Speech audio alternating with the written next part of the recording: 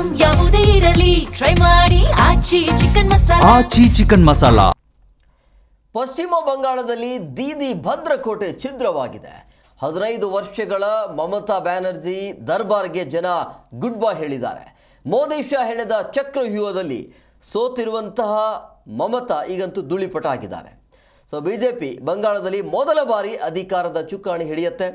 ಚುನಾವಣೆಯಲ್ಲಿ ನಾನು ಸೋತಿಲ್ಲ, ಸಿಎಂ ಸ್ಥಾನಕ್ಕೆ ರಾಜೀನಾಮೆಯನ್ನು ನೀಡೋದಿಲ್ಲ ಅಂತೇಳಿ ಮಮತಾ ಬ್ಯಾನರ್ಜಿ ಅವರು ಪಟ್ಟಣ ಹಿಡಿದಿದ್ದಾರೆ. ಅದರೊಂದು ವರದಿ ನಿಮ್ಮ ಮುಂದೆ. ಬಂಗಾಳದ ಮಣ್ಣಿನಲ್ಲಿ ಕಮಲ ಅರಳಿದೆ. ತೃಣಮೂಲ ಕಾಂಗ್ರೆಸ್ ಭದ್ರಕೋಟೆ ನೆಲಸಮ ಆಗಿದೆ. 2021ರ ಚುನಾವಣೆಯ ತಪ್ಪುಗಳಿಂದ ಪಾಠ ಕಲಿತ ಮೋದಿ ಶಾ ಜೋಡಿಯ ಮಾಸ್ಟರ್ ಪ್ಲಾನ್ ಈ ಬಾರಿ ಯಶಸ್ವಿಯಾಗಿದೆ. ಭವಾನಿಪುರದಲ್ಲಿ ಸ್ಪರ್ಧಿಸಿದ್ದ ಮಮತಾ ಬ್ಯಾನರ್ಜಿ ಬಿಜೆಪಿಯ ಅಭ್ಯರ್ಥಿ ಸುವೇಂದು ಅಧಿಕಾರಿ ಎದುರು ಸುಮಾರು 15,000ಕ್ಕೂ ಹೆಚ್ಚು ಮತಗಳಿಂದ ಸೋಲು ಕಂಡಿದ್ದಾರೆ. ಬಂಗಾಳದಲ್ಲಿ ಅರಳಿದ ಕಮಲ. ಮೇ 9ರಂದು ಬಿಜೆಪಿ ಪ್ರಮಾಣ ವಚನ. ಬಂಗಾಳದ ರಾಜಕೀಯ ಚಿತ್ರಣ ಬದಲಾಗಿದೆ. ಮೇ 9ರಂದು ಪಶ್ಚಿಮ ಬಂಗಾಳದ ನೂತನ ಮುಖ್ಯಮಂತ್ರಿಯ ಪ್ರಮಾಣ ವಚನ ಅಂತ ಬಿಜೆಪಿ ಹೇಳಿಕೊಂಡಿದೆ. 15 ವರ್ಷಗಳ ಟಿಎಂಸಿ ಆಡಳಿತ ಅಂತ್ಯಗೊಂಡು ಬಿಜೆಪಿ ಸರ್ಕಾರ ಗದ್ದುಗೆ ಏರಲಿದೆ. ರವೀಂದ್ರನಾಥ್ ಟ್ಯಾಗೋರ್ ಜನ್ಮದಿನದಂದೇ ಈ ಪ್ರಮಾಣ ವಚನ ನಡೆಯುತ್ತೆ. ಎನ್ಡಿಎ ಆಡಳಿತ ಇರುವ ರಾಜ್ಯಗಳ ಸಿಎಂಗಳಿಗೆ ಆಹ್ವಾನ ನೀಡಲಾಗಿದೆ ಅಂತ ಕಮಲ ಪಕ್ಷ ತಿಳಿಸಿದೆ. ದೊಡ್ಡ ರಾಜಕೀಯ ಸಮಾರಂಭಕ್ಕೆ ಭಾರಿ ವೇದಿಕೆ ಸಜ್ಜಾಗಿದೆ.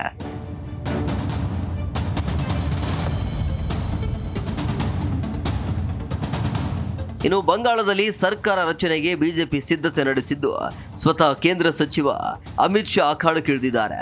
ಶಾಸಕಾಂಗ ಪಕ್ಷದ ನಾಯಕರ ಆಯ್ಕೆಗೆ ಅಮಿತ್ ಶಾ ವೀಕ್ಷಕರಾಗಿ ಆಯ್ಕೆಯಾಗಿದ್ದು, ಶಾಸಕಾಂಗ ಪಕ್ಷದ ನಾಯಕರ ಹೆಸರನ್ನ ಅಮಿತ್ ಶಾ ಅವರೇ ಫೈನಲ್ ಮಾಡಲಿದ್ದಾರೆ. ಇನ್ನು ಸಿಎಂ ಸ್ಥಾನಕ್ಕಾಗಿ ಸುವೇಂದು ಅಧಿಕಾರಿ, ಸಮಿತ್ ಭಟ್ಟಾಚಾರ್ಯ ಮತ್ತು ಅಗ್ನಿಮಿತ್ರ ಪಾಲ್ ನಡುವೆ ತ್ರಿಕೋನ ಪೈಪೋಟಿ ಏರ್ಪಟ್ಟಿದೆ. ಯಾರಾಗ್ತಾರೆ ಪಶ್ಚಿಮ ಬಂಗಾಳ ಮುಖ್ಯಮಂತ್ರಿ ಅನ್ನೋದು ಮೇ 9ಕ್ಕೆ ಗೊತ್ತಾಗಲಿದೆ. ಮುಖ್ಯಮಂತ್ರಿ ಸ್ಥಾನಕ್ಕೆ ರಾಜೀನಾಮೆ ನೀಡುವ ಪ್ರಶ್ನೆಯೇ ಇಲ್ಲ ಅಂತ ಮಮತಾ ಬ್ಯಾನರ್ಜಿ ಗುಡುಗಿದ್ದಾರೆ. ಇದು ಜನಾದೇಶದ ಸೋಲಲ್ಲ, ಪಿತೂರಿಯ ಆಟ. ನಾನು ಸೋತಿಲ್ಲ, ಹೀಗಾಗಿ ಹಿಂಜರಿಯುವ ಪ್ರಶ್ನೆಯೇ ಇಲ್ಲ ಅಂತ ಖಡಕ್ ಆಗಿ ಹೇಳಿದ್ದಾರೆ. ಟಿಎಂಸಿಯ ಹೋರಾಟ ಬಿಜೆಪಿಯ ವಿರುದ್ಧ ಅಲ್ಲ, ಚುನಾವಣಾ ಆಯೋಗದ ವಿರುದ್ಧ ಅಂತಲೂ ಹೇಳಿಕೆ ಕೊಟ್ಟು ಕಿಡಿಕಾರಿದ್ದಾರೆ. আমাদের প্রথম কথা হচ্ছে আমরা কিন্তু হারিনি। আমাদের 100 সিট জোর করে লুট করা হয়েছে এবং আমি সরি টু সে দিল্লি থেকে কায়দা করে প্রেসকে ফার্স্ট রাউন্ড কাউন্টিং হওয়ার সাথে সাথে ঢুকিয়ে দিয়েছে। আমি আগেই আপনাদের বলেছিলাম, আমার ভিডিও আপনারা দেখে নিন, তার দুদিন আগে যে ওরা কিন্তু ಇತ್ತ ಎಐಎಂಐಎಂ ನಾಯಕ ಅಸಾದುದ್ದೀನ್ ಓವೈಸಿ ಮಮತಾ ಬ್ಯಾನರ್ಜಿ ವಿರುದ್ಧ ಕಿಡಿಕಾರಿದ್ದಾರೆ. ಮುಸ್ಲಿಮರನ್ನ ಕೇವಲ ಮತ ಬ್ಯಾಂಕ್ ಆಗಿ ಬಳಸಿಕೊಂಡಿದ್ದಾರೆ ಅಂತ ಆರೋಪಿಸಿದ್ದಾರೆ. ಮಮತಾ ಅವರನ್ನ ಹಲವರು ಜಾತ್ಯತೀತ ನಾಯಕಿ ಎಂದುಕೊಂಡಿದ್ದು ತಪ್ಪು ಕಲ್ಪನೆ ಅಂತ ಓವೈಸಿ ಹೇಳಿದ್ದಾರೆ.